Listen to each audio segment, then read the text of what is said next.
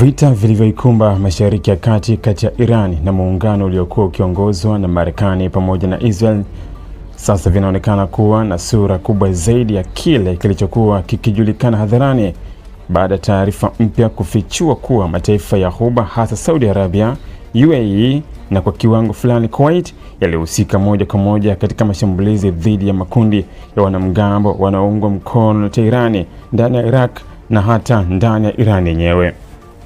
Kwa mujibu wa ripoti ya kina ya Reuters iliyonukuu maafisa wa usalama wa Iraq, maafisa wa kijeshi wa Maghreb pamoja na watu waliokuwa wakipewa taarifa za siri kuhusu operesheni hizo, ndege za kivita za Saudi Arabia zilifanya mashambulizi ya anga dhidi ya maeneo yaliyokuwa yakitumiwa na wanamgambo wa Kishia wanaoungwa mkono na Irani karibu na mpaka wa Iraq na Saudi Arabia.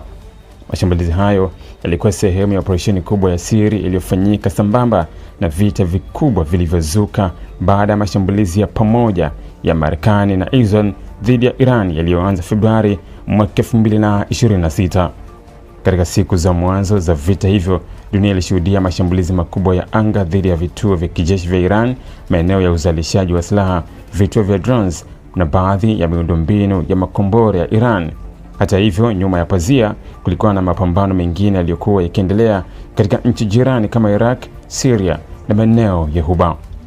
Kwa mujibu wa vyanzo hivyo, Saudi Arabia ilianza kuchukua hatua za kijeshi baada ya makundi ya wanamgambo wanaoungwa mkono na Iran kuanza kurusha drones na makombora kuelekea maeneo ya Saudi Arabia pamoja na vituo vya mafuta na miundombinu ya kijeshi ya mataifa ya Ghuba.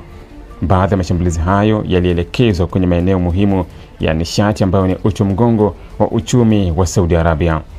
Maafisa wa Maghreb waliambia Reuters kuwa ndege za kivita za Saudi Arabia zilivuka karibu na mpaka wa Iraq na kushambulia maeneo ambayo yalikuwa yakitumiwa kuhifadhi drones, makombora na vifaa vya mawasiliano vya wanamgambo wa Kishia. Ripoti hiyo zinaonyesha kuwa baadhi ya mashambulizi yalifanyika katika kipindi ambacho dunia ilikuwa ikiamini kuwa usitishaji mapigano kati ya Marekani na Irani ulikuwa umeanza mapema April. Inaonyesha kuwa licha ya matangazo rasmi ya kupungua kwa mapigano, operesheni za siri za kijeshi zilikuwa bado zinaendelea kwa nguvu kubwa kwa chini. Miongoni mwa makundi yaliyolengwa zaidi ni Kataib Hezbollah, moja ya makundi yenye nguvu zaidi yanayoungwa mkono na Irani ndani ya Iraq. Kundi hilo limekuwa mshirika muhimu wa Tehran kwa miaka mingi na limewahi kushutumiwa kwa kushambulia vikosi vya Marekani pamoja na washirika wake katika eneo la Mashariki ya Kati.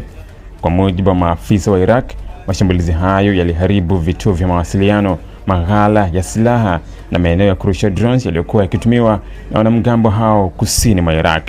Wanamgambo kadhaa waliripotiwa kuuawa huku vifaa vingi vya kijeshi vikiteketezwa. Ili kuwa mwanafamilia bora wa Global TV, usisahau kusubscribe, like, kushare na kucomment.